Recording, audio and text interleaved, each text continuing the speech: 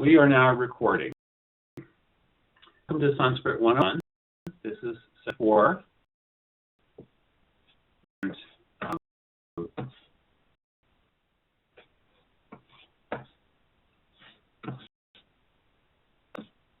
session is being recorded, so hopefully it's going to be captured within it. So today we'll talk about pronunciation challenges, some of the areas that might just be a little helpful to focus on, and talk briefly about verbs, prefixes, and suffixes in Sanskrit. And we're going to launch into Sankhya. Now, I've written Sankhya with diacritics. That's the actual proper spelling of Sankhya with diacritics.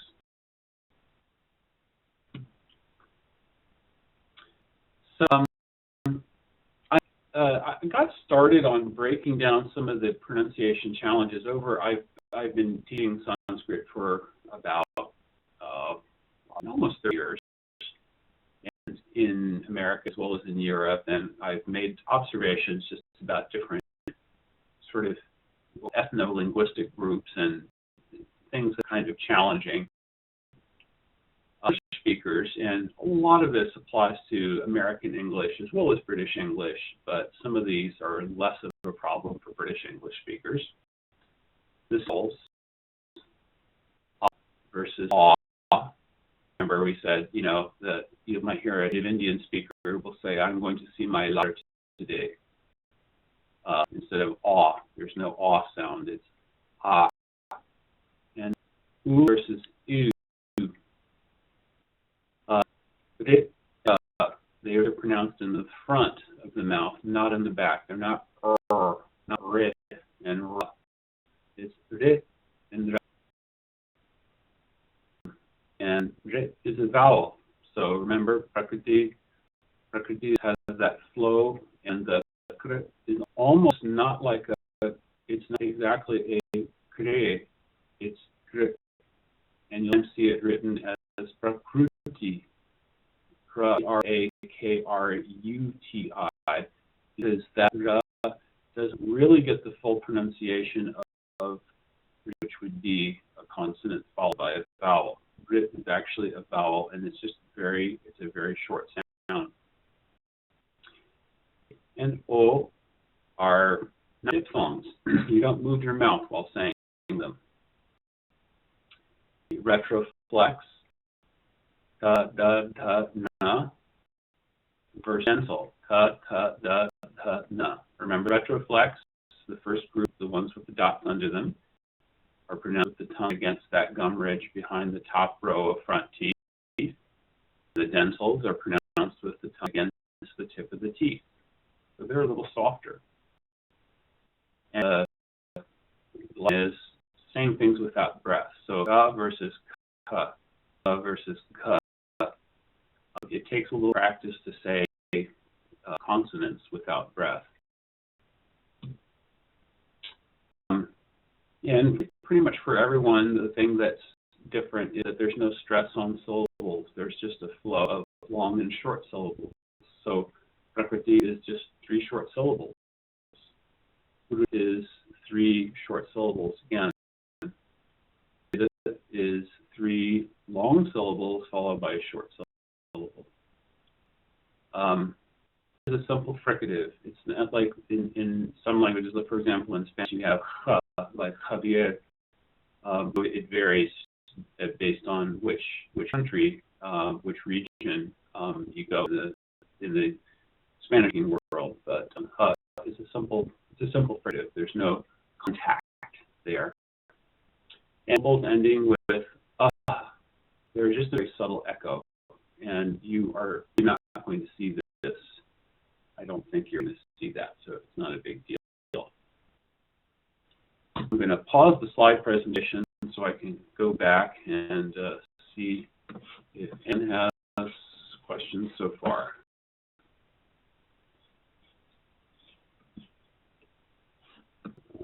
Okay.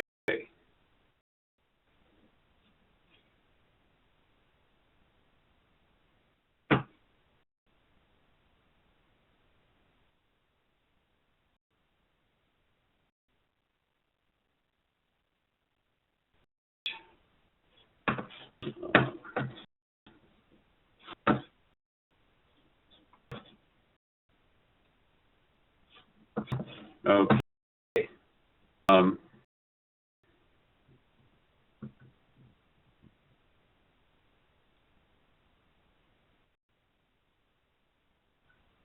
So we're all here and everyone has audio. So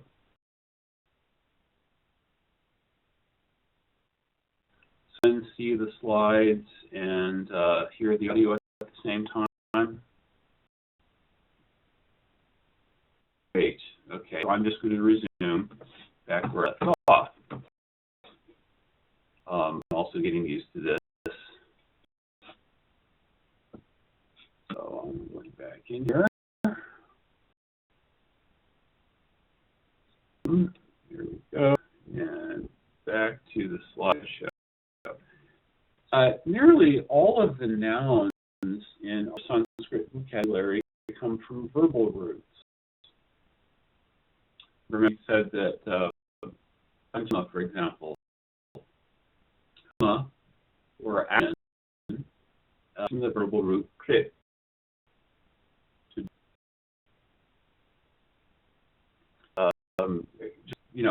Veda, for example, Veda knowledge, that comes from the verbal root vid, to and, so on and so forth. So there are rules in Sanskrit grammar for how these different words come from verbal roots, and sometimes have more than one word that come from a verbal root. For example, krita, performed or done, that comes from the verbal root krit also, like karma, a different meaning. Karma is action, kritam is performed, and there are different words as well that also come from that root krit. So there are also prefixes and suffixes that modify the meaning of words. So we learned the noun anga, meaning a limb or a part. Anga, a prefix of he, means towards, and that it's a type of treatment that's done on all parts of the body. And then also there are words that are derived from other words. So, for example, we have what's a good example of derivation?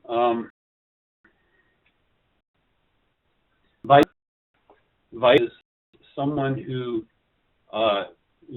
someone who knows science, and specifically medical science. So Vaidya is a Sanskrit word for doctor. And yeah. Just wanted to go over a few prefixes that you may see, like some on the bottom here.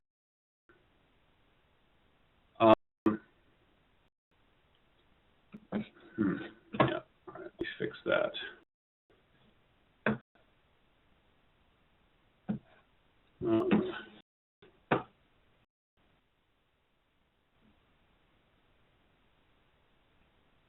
There you go.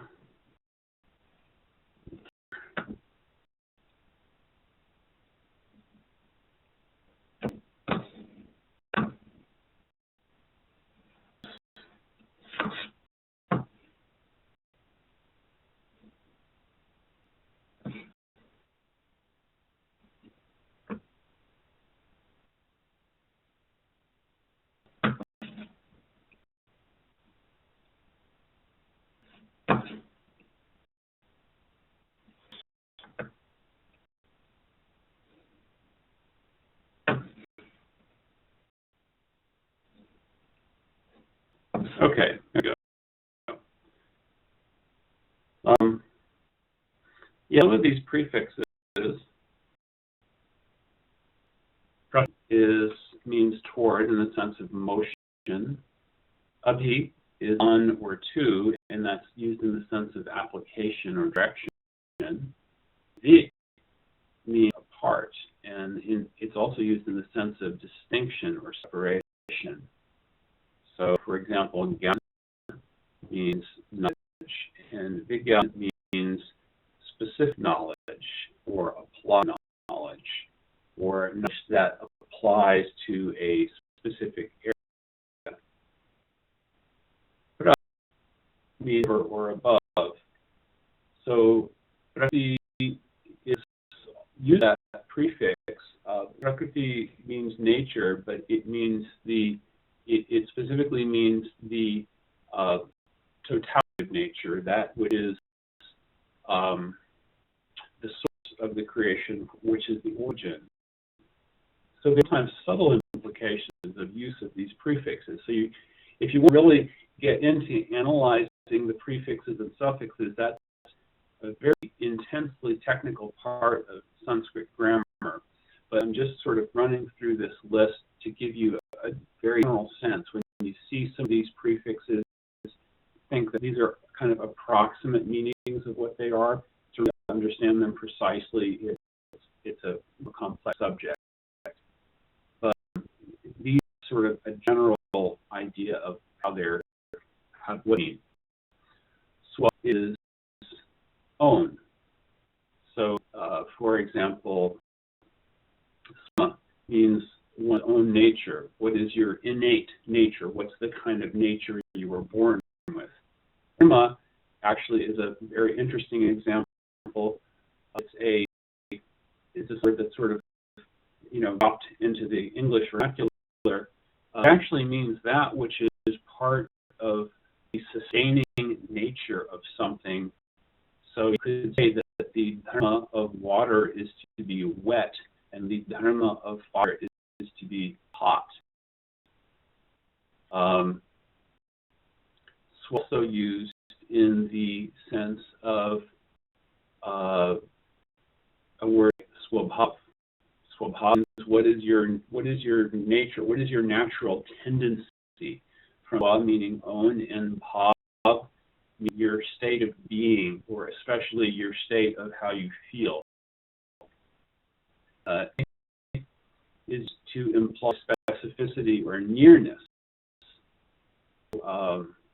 Nigama may mean something that helps you to go closer, from ne, meaning close, and ga, to go,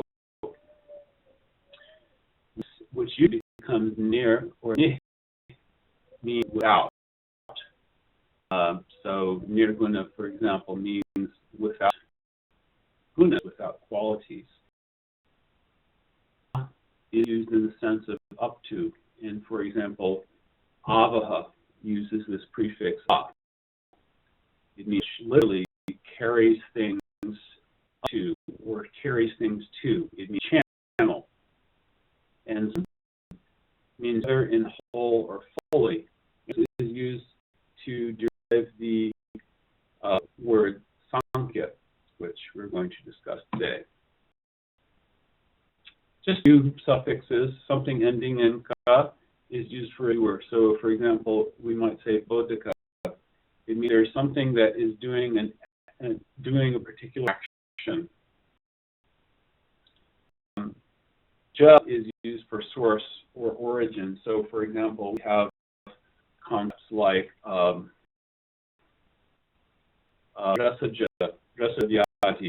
a disease that comes from, that are due to a problem with the blood. Aha.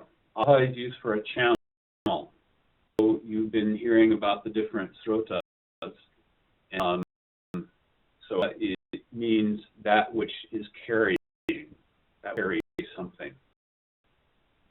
Using that prefix ah, which also becomes part of the suffix avaha, and from the verbal root va, to carry or to move something.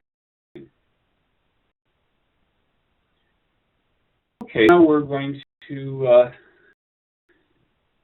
our overview of Sanskrit philosophy. Our plan for this course has been to spend about 10 hours on Sanskrit and 10 on Sanskrit philosophy. and a little bit in depth on Sankhya, not to make it too technical. It's a little bit of a difficult concept because it is very conceptual. It's just a different way of looking at the same reality that we're accustomed to. But I think that figuring out the right way to conceive of it really will help considerably in terms of kind of getting a grasp of Sankhya and how it relates to Ayurveda. So I'm going to pause this here again briefly and just check to see if there's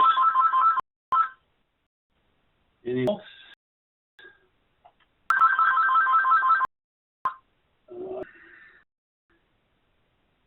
Bear with a moment here. I just need to put the phone where it's not going to ring and disturb us.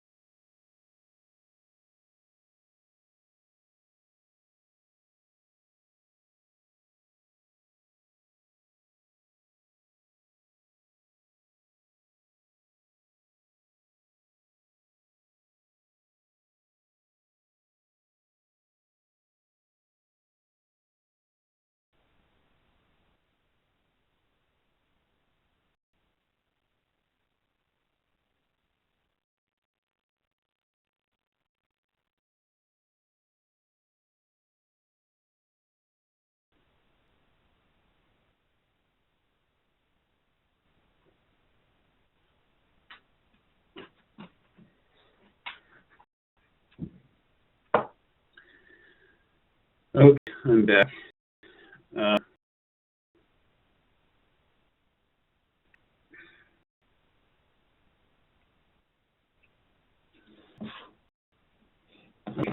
So, got anyone else coming into DIM? So I'm just going to shut that down.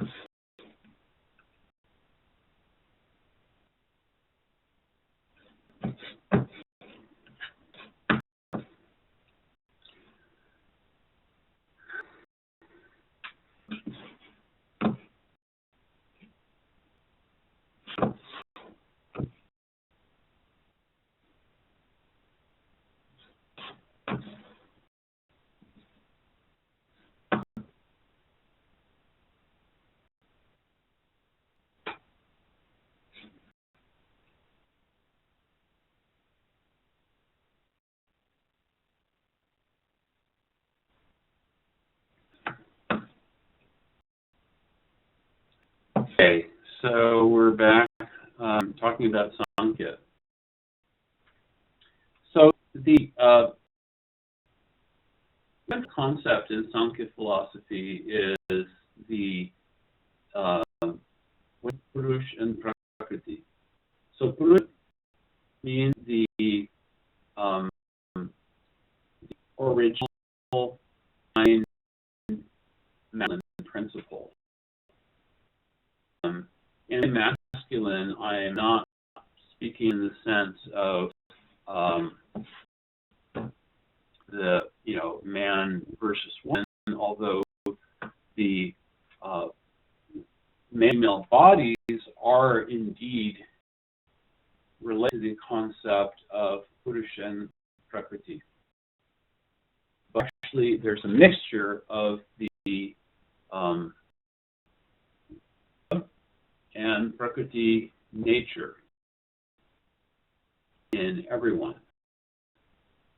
So there are just different balances So there are different balances of these masculine or active and feminine or receptive principles.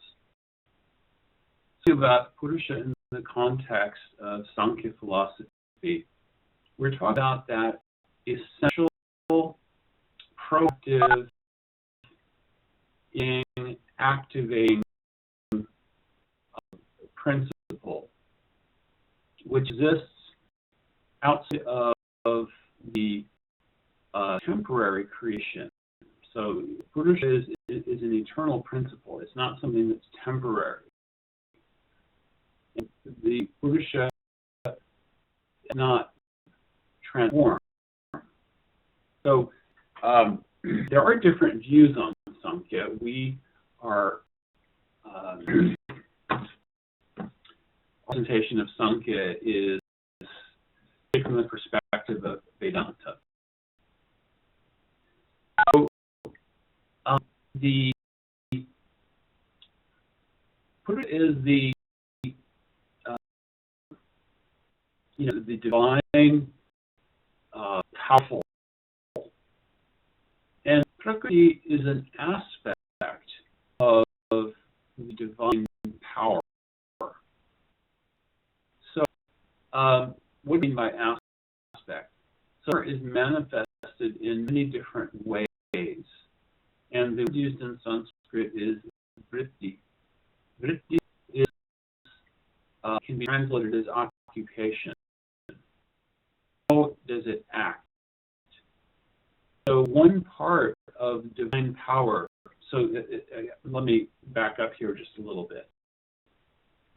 Up in Vedanta of what's called Shakti, meaning power, and Shaktiman, or powerful, wield power. And a central principle in Vedanta is Shakti Mator Abheda Sutra from Vedanta Sutra. And it says that between Shakti and Shaktiman, or the wielder of Shakti, the wielder of potency, there is no difference.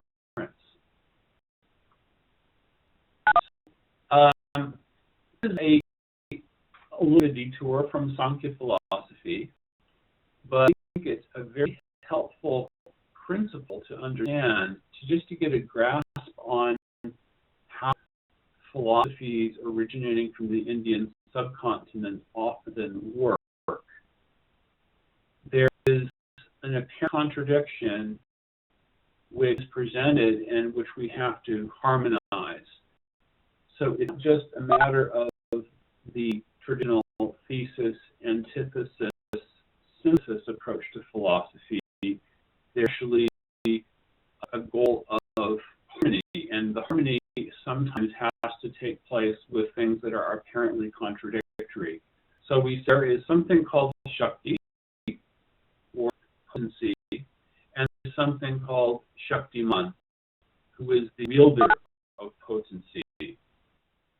And there are two things we're talking about. They're not two, they're actually one. There's this apparent contradiction that has been presented, which we then have to delve deeper into to make a harmony out of what is apparently a contradiction. So this is actually a very common principle. There are these two concepts, and we say that they're different, but they're also one.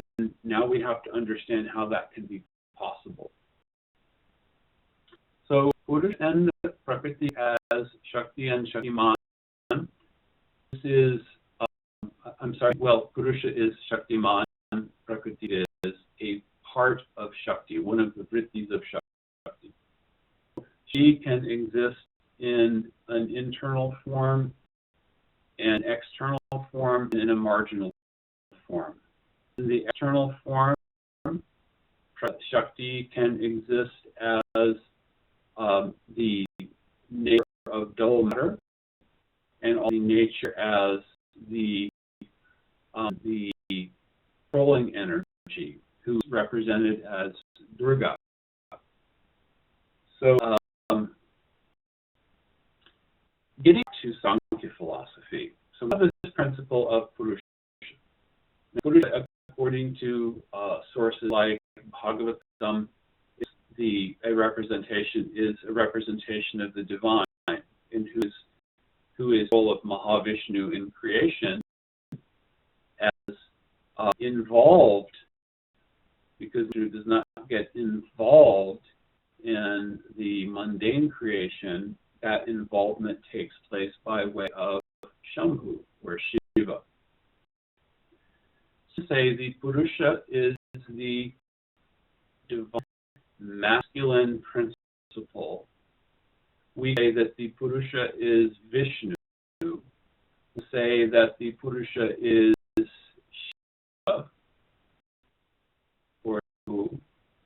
All of these statements would be correct. And the Prakriti is specifically referring to the totality of nature, which includes both the collection of unmanifest elements, we call Mahatattva, and it also includes its representation as Durga. So the union of Purusha and Prakriti is the origin of creation. So if you think of Prakriti, it is a sort of a gigantic womb which has all of the ingredients for life, all of the ingredients for the elements themselves but they're present in unmanifest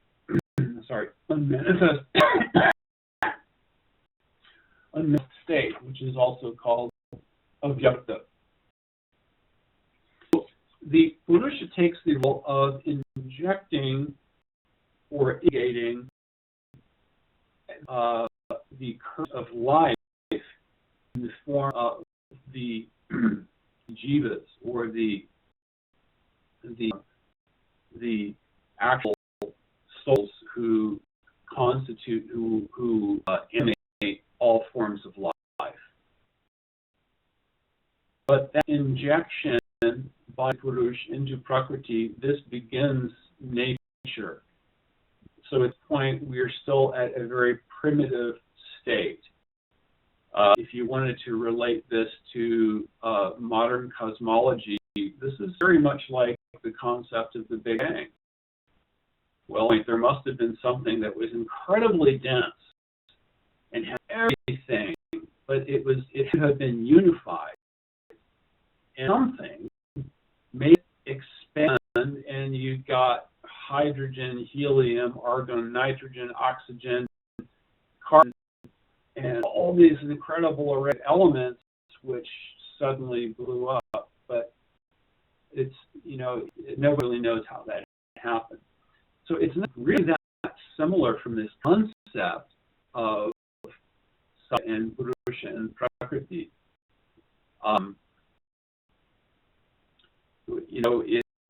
It's something that's happening on such a big scale that's a little hard to comprehend. And I already touched on different views on Sankhya. So you'll hear some say that, okay, Purusha and Prakriti, this is just something that is within us, and others will say, no, this is Shiva, represented by Shiva and Parvati, Shiva and Durga. There are different views on Sankhya, and we're not really concerned on giving one particular view, but in helping you to understand the concept. This is as far as my slide presentation goes, so I'm just going to go back to using the whiteboard here. This is a good place to call for any questions so far.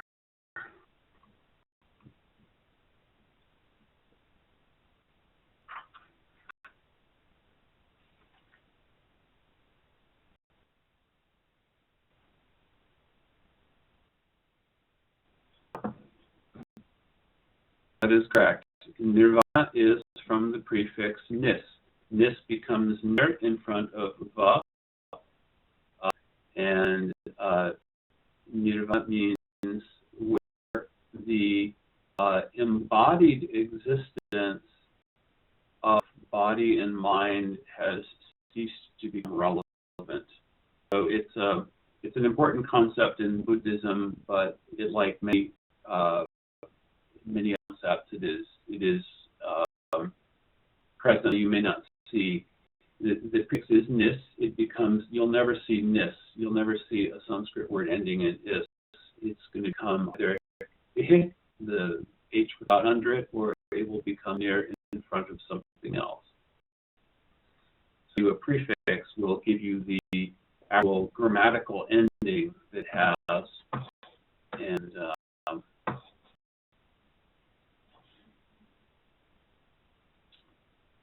just a way of differentiating it. So in this case, and I specifically gave an example, you select the prefix ni, which is used for close, and nis, which is used for being about something.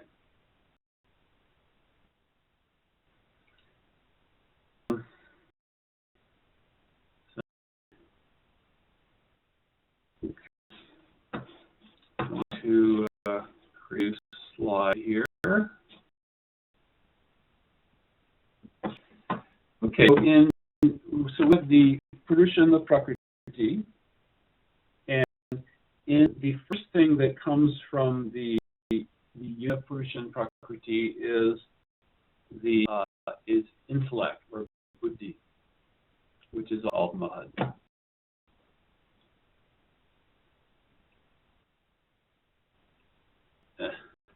Okay.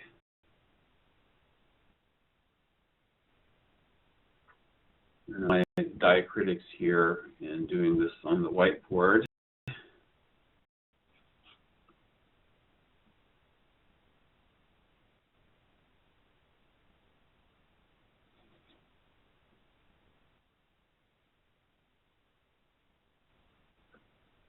Purusha and Prakriti, and then we have buddhi. And that is the intellect. That is the principle of that we use to understand things. So it is not just intellect in terms of intellectual capacity. It is the principle of being able to understand and discriminate. So one of the principles of buddhi is ascertainment. Able to say this is what it is. I'm starting on the video, and I'm going to use some hand gestures here because I think that may help somewhat.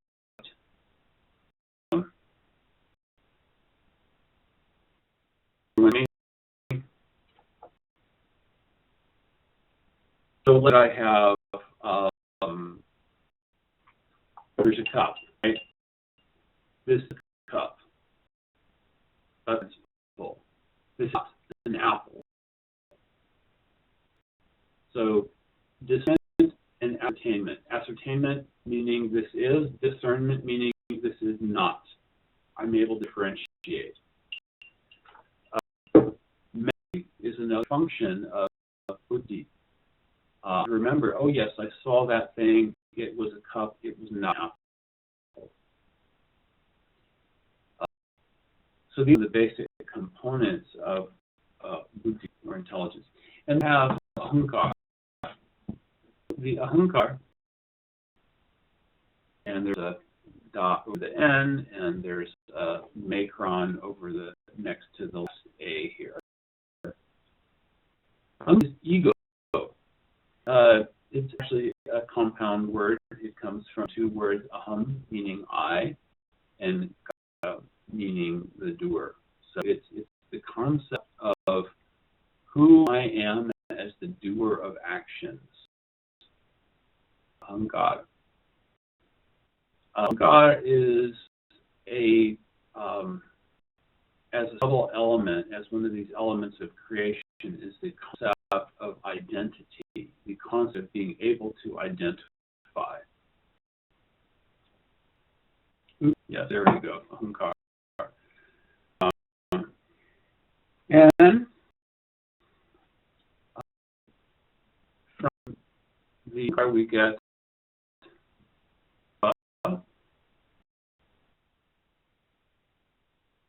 Raj Thomas.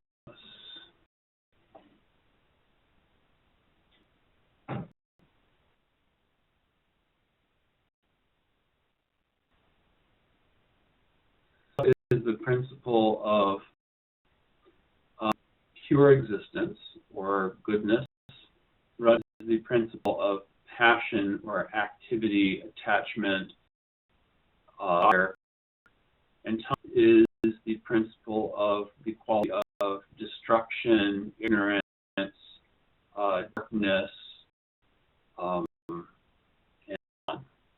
these all have, they are all present, different degrees.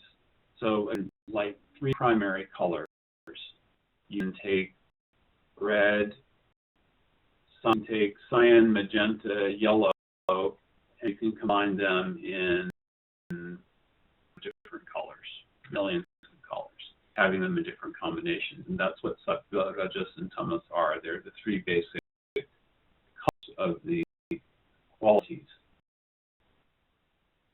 So Sattva, from Sattva you get the 5 of sense perception: hearing, touch, vision, taste, smell. Let's split out a little bit here.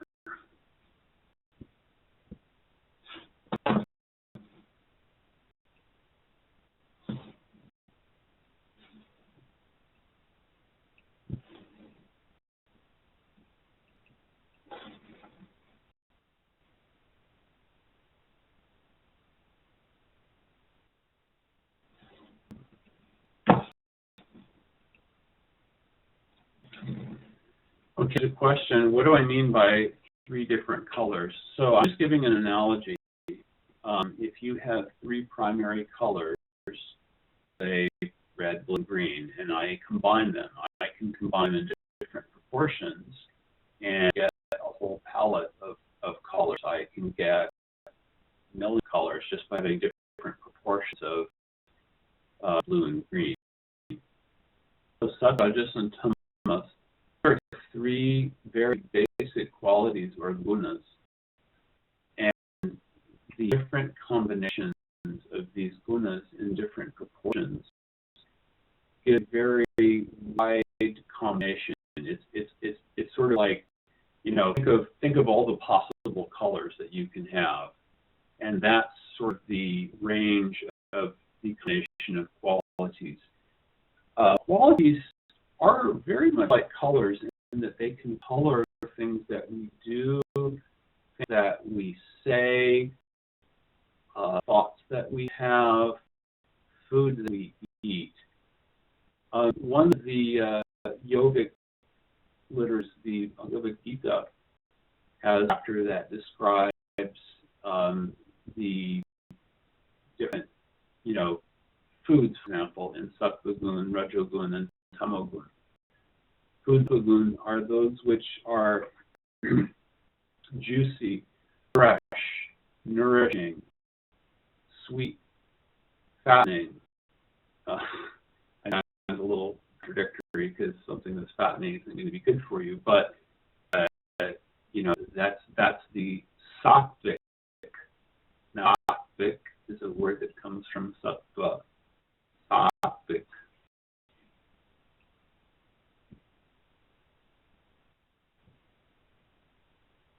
I can say actually a system called Harvard Kyoto, which is also used for writing Sanskrit without diacritics. We use a capital A for the long A with the macron over it.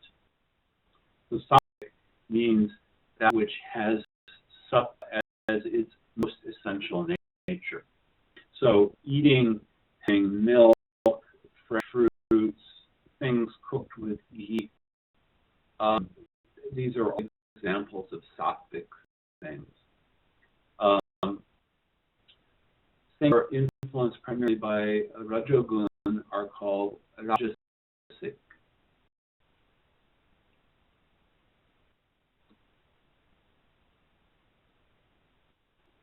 Rajasic foods are, their nature is things that are too salty, too hot. Generally, they're excessive in terms of, you know, being too hot, too pungent, too spicy, you know. And in fact, a lot of the Indian Mughlai cuisine is very rajasic. Too many onions, a lot of onions, garlic, way too much chilies. The more traditional Vedic Indian cuisine at the time that the when the Ayurveda was written, there was not such a use of red chili as there is today. Types of spices that were used for heating would be things like black pepper, and black pepper has a lot of very good qualities. But again, using it in excess would be rajasic. And of course, chilies have a lot of very good properties, and really fresh green chilies in particular are just very high in vitamin C and flavonoids, and there are things that are very good about them. But anything in excess can be not good. Foods in mode of this, tamagun, that is sick. So toxic foods are things that are rotten, tasteless, things that have been cooked more than 2 hours before being eaten, which is a little bit of a shocker, because there is this implication that for it to have good food, it has to be cooked fresh, and it should be eaten within 2 hours of being cooked. And you know, and then there are cases where there are fermented things that are useful. For example, drakshasava. Shasa means grapes, and asava means a liquor or a fermented product. So if you take grapes and you ferment it, you get wine. And actually, something that is used in the herbology course, you would hear about different types of tinctures that are used. But foods that are foods that are rotten, and you know, there are cuisines where things are considered to be, you know, palatable when they're using, definitely considered tamasic. So these gunas or qualities, they're like colors, and they can overlay anything. So for example, and let's look at giving and charity. So if I give charity, and let's say I do my research and I say, you know, I'm going to give, I'm a rich man, I've got $1 million, and I give half of my money to the Doctors Without Borders, and so I can, you know, help sick kids in underprivileged parts of the world. But I'm going to do it anonymously because I'm not doing it for my fame. I'm doing it because I sincerely want to help others, and I'm just going to do it anonymously. So that would be a sattvic mode of charity. A rajasic mode of charity would be, for example, okay, I give to charity here, which is next door. In return, I'm going to ask them to do things for me. This is sort of like the Godfather school of charity. Could I do a favor for you in the future? You might have to do something for me, and you cannot refuse. This is a Rajasic way of doing things. Expecting to get something back. I want other people to know that I am the Don Corleone. I am the Godfather, and I am the one who's, you have to give respect, and you need to invite me over to your house for a cappuccino because I am the Don. This is Rajasic. Tamasic charity would be, Tamasic charity would be, I'm going to give something in a way that disrespects others. Like, let's say I see a beggar on the street, and I, throw a nickel and hit him in the face, and then laugh and run away like it was a joke, and not like this is someone who's doing this because he doesn't have any options, and insensitive, foolish, stupid, ignorant. So that would be Tamasic. So just about any category of human behavior, any category of even what categories of animals, okay? The cow is considered a good example of a very sattvic animal. The cow is peaceful. The cow takes something that we can't use, grass, and it will eat grass, and it will produce milk, which is nourishing and good. So it is considered to be an example of an animal that is predominantly sattvic. A lion or tiger is an example of an animal that's primarily. The cow is revered as there are statements in the Vedas that say Atma Mata Guru Patni Dhenur Dhatri Cha Brahmani Ragi Cha Dviveva Samata Driye Smrita. Mothers are always to be respected. Mother, wife of the guru, the cow, this meaning like a wet nurse who has given you milk or who has looked after you as a child. The Brahman, the queen, and earth. So this is actually it's a very ingrained thing, and if you see a Bollywood movie, and people will even make jokes about this, there always has to be a mother. There's always going to be a mother in there, and there's always going to be some expression of the sentiment for I will do anything. So it's actually coming from very old the old culture from India, that there is this kind of respect for mother. And cow is considered mother because we get milk from cow, and children drink milk and become strong on it. So, and like any mother, to kill one's mother would be considered a very poor thing. So, it's sacred. It's sort of in the same way you would say, your mom is sacred. Don't talk about my mother that way.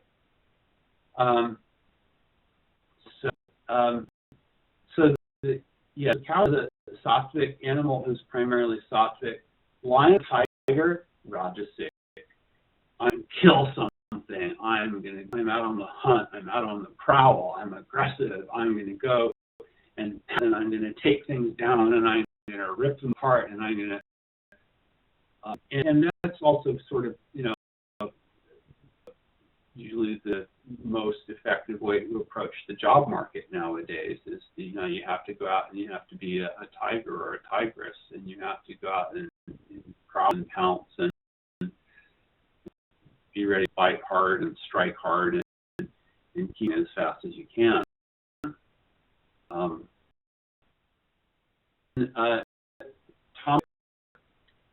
Earth is the seventh mother.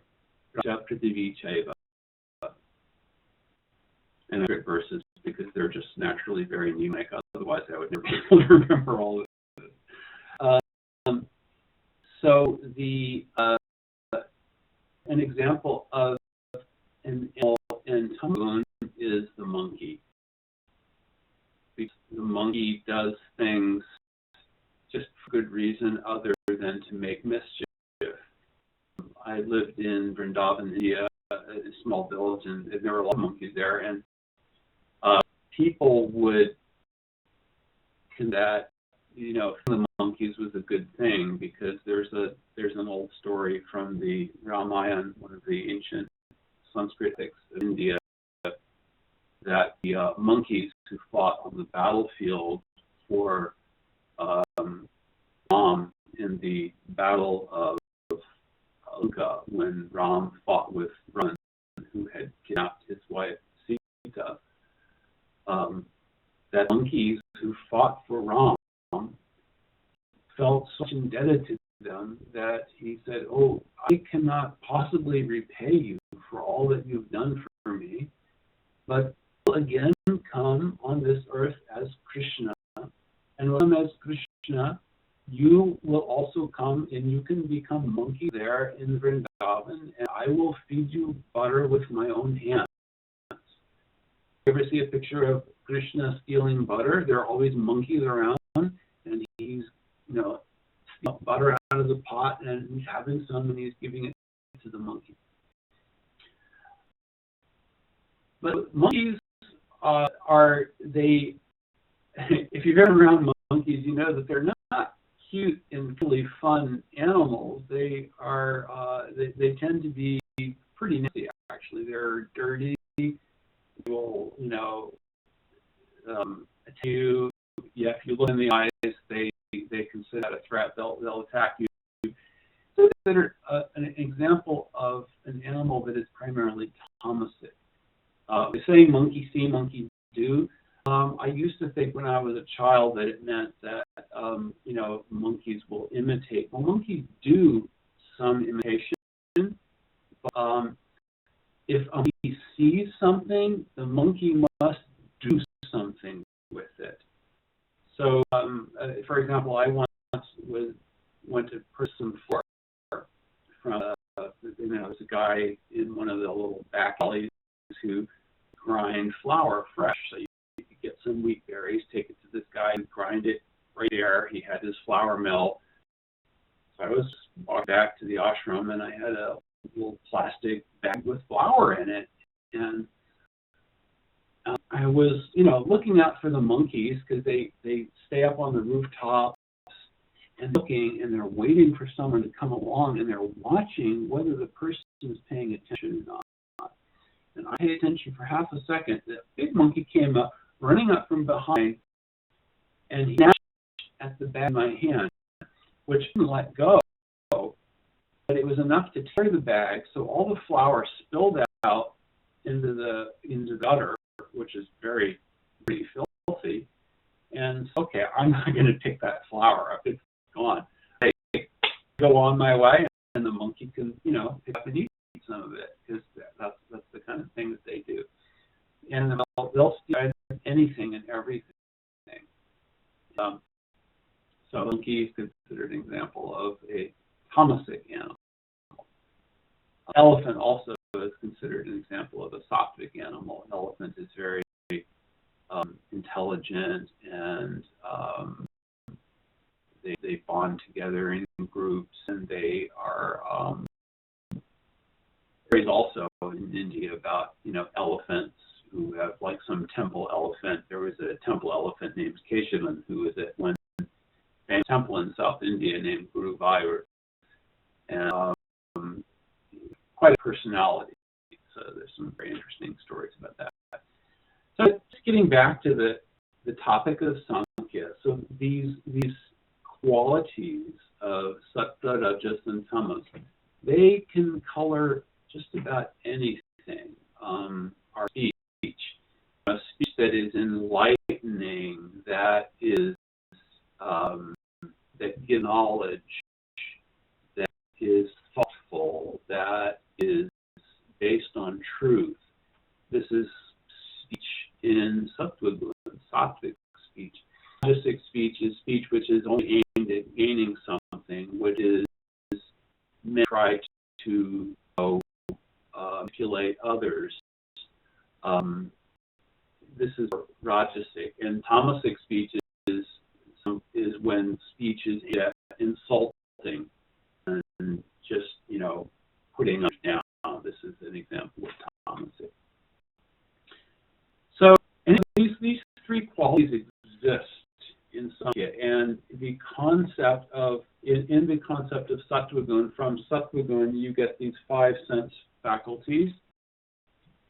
You also get the 5 faculties of action: speech, grasping, walking, projection,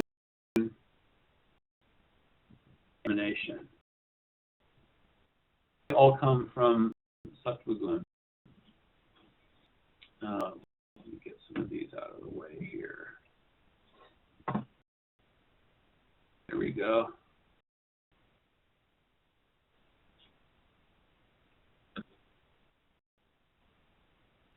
And let's put that back in here.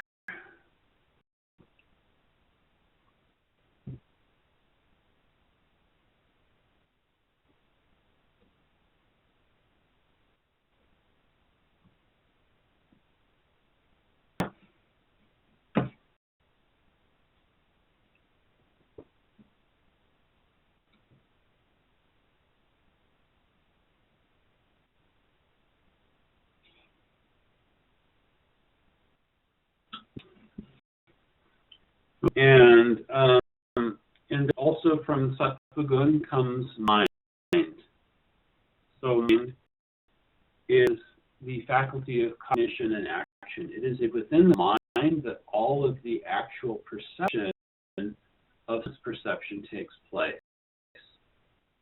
So this is actually a very important principle, and I think we're kind of running out of time here, so I'll end on this.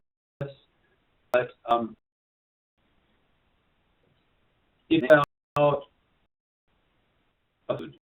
now, there's going to be, anywhere you go in the world, there's going to be a food that some people love and some people hate. For example, there's that stuff that's made out of yeast that's really popular in the UK.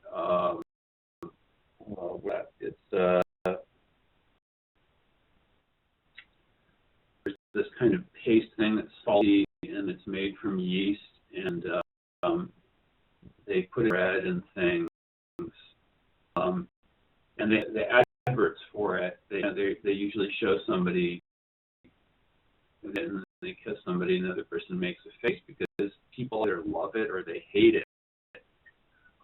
There's just about anything. I mean, so mine may not be different from your tongue in terms of it has the same array, a similar array of taste buds in different receptors for sweet, salty, bitter. But the perception that I get of the taste in my mind may be me pleasurable, and for someone else is durian. Yes, that's a very good example. Durian, and there are a lot of examples of things. Food is another man's poison, as the old saying goes. And that is because the perception of something is in the mind. Or like somebody likes the taste of cigarettes. It's not just the nicotine addiction, but there's a taste of the tobacco smoke that, whether it's because of the addiction that you like it, and then others of us, if we smell tobacco smoke, are gonna, oh my God, I gotta get out of here. Oh, there's somebody smoking a cigar 500 feet away. I'm going to go to another county because I can't stand it. So it's in the mind, and I'm pointing my head because we think of the mind as being here, but really the mind is a faculty by which we think, we feel, and we develop the will for action. So thinking, feeling, and willing are 3 functions of the mind. And it's in the mind that we perceive. And you can also relate this to the way medical science describes vision. Because vision does not take place in the eyes, vision takes place in the brain. That's why optical illusions work, because you can fool the brain into looking at something and perceiving something else. It's because vision is taking place in the brain that's why optical illusions work. And it's really the same principle that we're talking about in Sanskrit philosophy. We talk about the mind as the center of all sense perception. Well, I'm going to end there, and do we have any questions?